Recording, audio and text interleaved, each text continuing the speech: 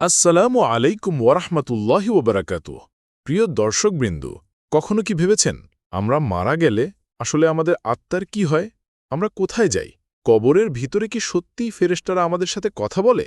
আজকের ভিডিওতে আমরা জানব মৃত্যুর পর প্রথম ধাপ বারজাকের রহস্য সম্পর্কে, যা হয়তো আপনার পুরো জীবনের দৃষ্টিভঙ্গি বদলে দেবে।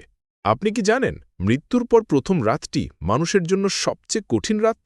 আপনার উত্তর কমেন্টে জানিয়ে দিন আপনি আগে এ বিষয়ে জানতেন কিনা। কোরআনে আল্লাহ তাআলা বলেন, কুল ইয়াতাওয়াফাকুম মালাকাল মাউতিল্লাযী উক্কিলা বিকুম সুম্মা ইলা রাব্বিকুম তুরজাউনা। বলুন, তোমাদের মৃত্যু সেই ফেরেশতা ঘটায় যাকে তোমাদের উপর নিয়োজিত করা হয়েছে, তারপর তোমরা তোমাদের প্রতিপালকের কাছে ফিরিয়ে নেওয়া হবে। সূরা আস-সাজদা ৩২-১১।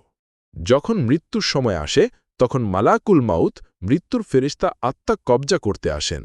মুমিনের জন্য এই মুহূর্ত হয় শান্তির, কিন্তু কাফের ও জালিমদের জন্য হয় ভয়ঙ্কর যন্ত্রণার। রাসূলুল্লাহ সাল্লাল্লাহু আলাইহি ওয়াসাল্লাম বলেছেন, যখন মুমিনের মৃত্যু হয় ফেরেশতারা তার কাছে সাদা সিল্কের কাপড় নিয়ে আসে, যেন তা জান্নাতের কাপড়, এবং তার আত্মা সহজে বের হয়, যেমন পানির ফোঁটা কলসির মুখ দিয়ে বের হয়। মুসনাদ আহমদ। আর কাফেরের ক্ষেত্রে তার আত্মা টেনে বের করা হয়, যেমন একটি কাটা শিকগুলো ভেজা উলের ভিতর দিয়ে টেনে বের করা হয়। সাহে মুসলিম। এখান থেকে শুরু হয় বারজাখের যাত্রা। বারজাখ কি?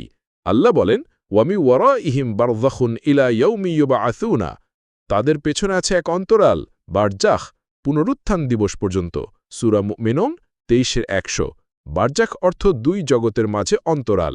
মৃত্যু ও কিয়ামতের মধ্যবর্তী সময়কে বারজাখ বলা হয়। এখানে আত্মা থাকে এক ভিন্ন জগতে, না পুরোপুরি দুনিয়া, না পুরোপুরি আখেরাত।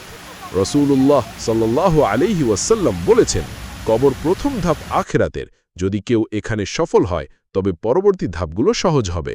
তিরমিজি। মুমিনের কবর প্রসারিত হয়, জান্নাতের দরজা খোলে এবং একটি জান্নাতি বিছানা দেয়া হয়, কিন্তু কাফের বা পাপীর কবর সংকুচিত হয় যতক্ষণ না পাঁজরের হাড় একে অপরের সাথে লেগে যায়। দুই ফেরেশতা এসে জিজ্ঞাসা করেন, তোমার রব কে? তোমার দিন কি? তোমার নবী কে? মুমিন সহজে উত্তর দেন, রব্বি আল্লাহ, দীনি আল ইসলাম, নবী মুহাম্মদ সাল্লাল্লাহু আলাইহি ওয়াসাল্লাম। কিন্তু কাফের বা মুনাফিক বলেন, হা হা, আমি জানি না। রাসূলুল্লাহ সাল্লাল্লাহু আলাইহি ওয়াসাল্লাম বলেছেন, মুমিনের কবরের মধ্যে তার নেক আমল একজন সুন্দর মানুষের রূপ ধারণ করে তার সঙ্গী দেয়। মুসনাদ আহমদ। এই সঙ্গী তাকে শান্তি দেয়, আর পাপী মানুষ অন্ধকার, শাস্তি ও ভয় পায়। মুমিনের আত্মা ইল্লিয়িনে উঠে যায়, জান্নাতের সুবাস পায়। কাফেরের আত্মা সিজ্জিনে বন্দী থাকে, যা হল নিচের নিচতম স্থান। কোরআনে বলা হয়েছে, নিশ্চয় সিজ্জিনে আছে ফাসিকদের রেকর্ড, আর ইল্লিয়িনে আছে সৎকর্মশীলদের রেকর্ড।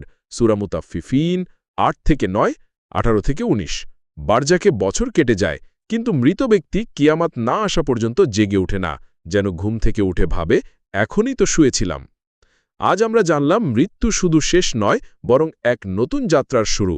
বারজাখের জীবন আমাদের আমল অনুযায়ী সুন্দর বা ভয়ঙ্কর হবে। কবরের শান্তি চাইলে দুনিয়ায় নেক আমল বাড়াতে হবে। আপনি কি মনে করেন আপনার বর্তমান জীবন বারজাখের জন্য প্রস্তুত? আপনার মতামত ও প্রতিজ্ঞা কমেন্টে লিখুন।